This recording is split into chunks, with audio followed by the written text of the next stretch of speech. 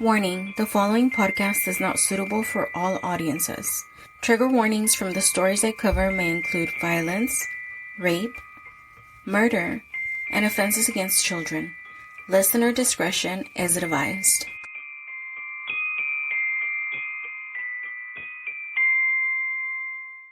Hello everyone, and welcome back to Crime Bay.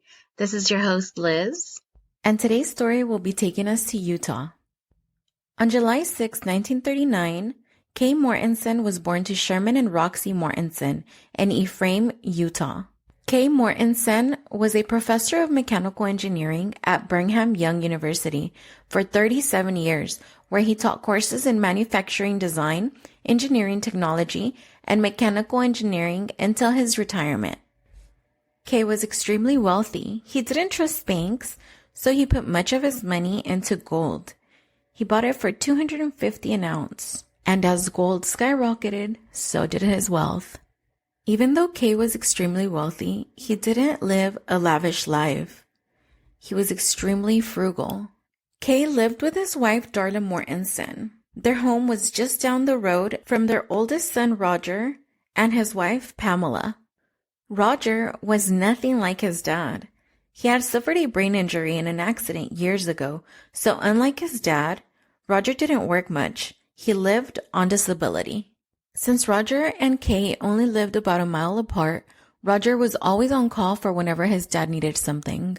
Just before Thanksgiving in 2009, Kay's wife Darla left their home to go visit her daughter, and this is when the unthinkable happened. On November 16, 2009, Kay's son, Roger, and his daughter-in-law, Pamela, drove up the road to take Kay some fresh pecan pie. As they pulled up, they noticed a car that they were not familiar with. Pamela and Roger got off their vehicle and knocked on the door. To their surprise, they were greeted by two men whom they did not know. They quickly realized that one of the men was armed with a gun. The men forced them into the house, then continued by zip-tying both their ankles and wrists together. At one point, the gunman man said, "You saw our faces. We're going to have to kill you." It was at this moment when Roger began to pray loudly. And minutes later, both men joined him in prayer. The men changed their mind, and they told Pamela and Roger that they were not going to kill them, but told Roger that when the police came, to let the police know that 3 black men in ski masks had invaded the house. Later on, Roger goes on to tell the police that the 2 men took his driver's license and told him, "If you say the truth, we will find you and kill you." Roger's wife, Pamela, was able to free herself and dial 911. While Pamela was on the phone with 911, Roger went to check on his dad. A few seconds into his search, he found 70-year-old Kay Mortensen in a pool of blood. His throat had been slit, and he had been stabbed multiple times.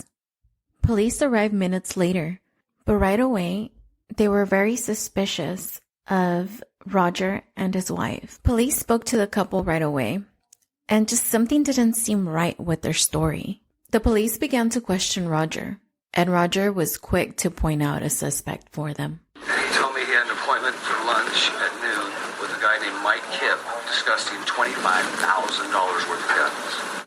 Who is Mike Kipp? Mike Kipp was Kay's former student. Roger and Pam identify him quick and say he is involved in Kay's murder.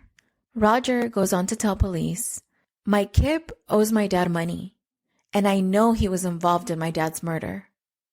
When investigators started questioning Pam, they began to see many inconsistencies in their stories.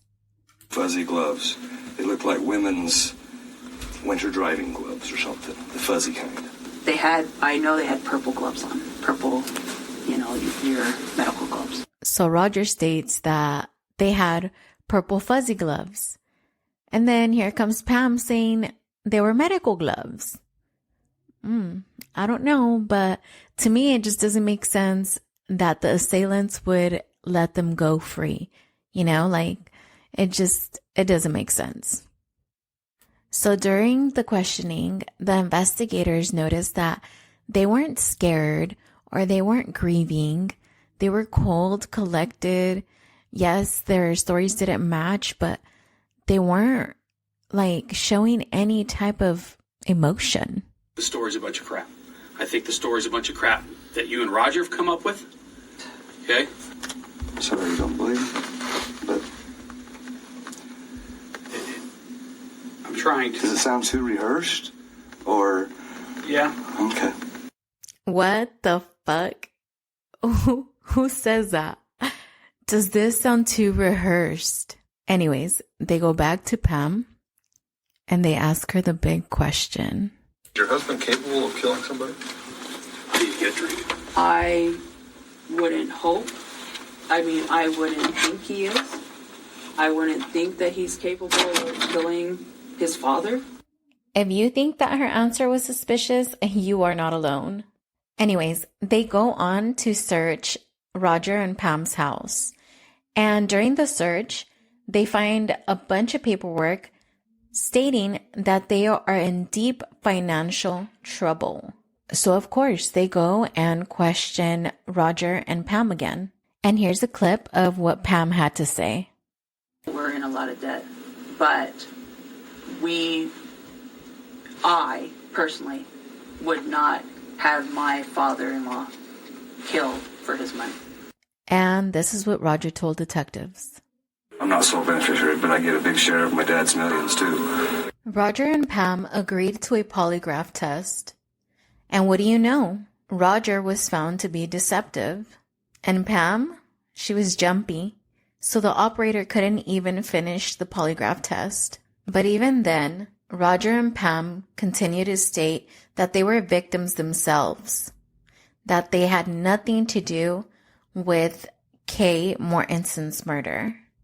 Over the following months, more and more information over Roger and Pamela started to come out. Even some of their family began to see that something wasn't right. Roger was said to inherit hundreds of thousands, if not millions of dollars from his father. From the beginning, their stories had many inconsistencies. And through the investigation, all fingers continued to point back at the couple. Pamela and Roger were finally arrested for the cold-blooded murder of Kay Mortensen. If you thought that was the end of this story, you are wrong. Because a short time before Pamela and Roger were set to stand trial, police received a phone call that would change everything. The person making the phone call was a woman who claimed she was the ex-wife of a man who bragged about killing an old man. She told police that at the time when her ex-husband was telling her the story, she didn't believe him. But when she turned on the TV, many of the details began to match up. She stated that when she saw that Pam and Roger were about to go to trial, she needed to do something about it. The story seemed so unreal to everyone until policemen showed up at the doorstep of Benjamin Reddick and Martin Bond. Surprisingly, both men had a lot to say. Both men admitted to tying Pamela and Roger. They both admitted to the killing of Kay. Then, Mark Bond showed police where he had hid all the stolen property. And Benjamin Reddick was still in possession of Roger's license. How are these men even connected to Kay? Well, Mark Bond's father was friends with Kay and knew of the wealth. Pamela and Roger were released from prison with all charges dropped. Benjamin Reddick and Martin Bond were charged and eventually found guilty of murder. They were both sentenced to life in prison. This is the first case that I cover where the most obvious suspects end up not being the killers. The whole time, I was like, wow, they really just murdered him the day before Thanksgiving.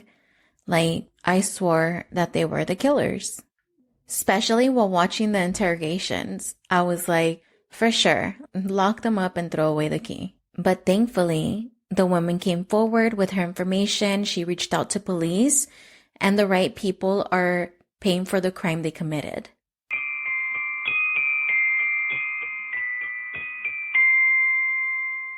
Thank you guys so much for tuning in to this week's episode. Don't forget to follow us on Instagram at Crime Bay Official, where I will be uploading pictures of every case we cover.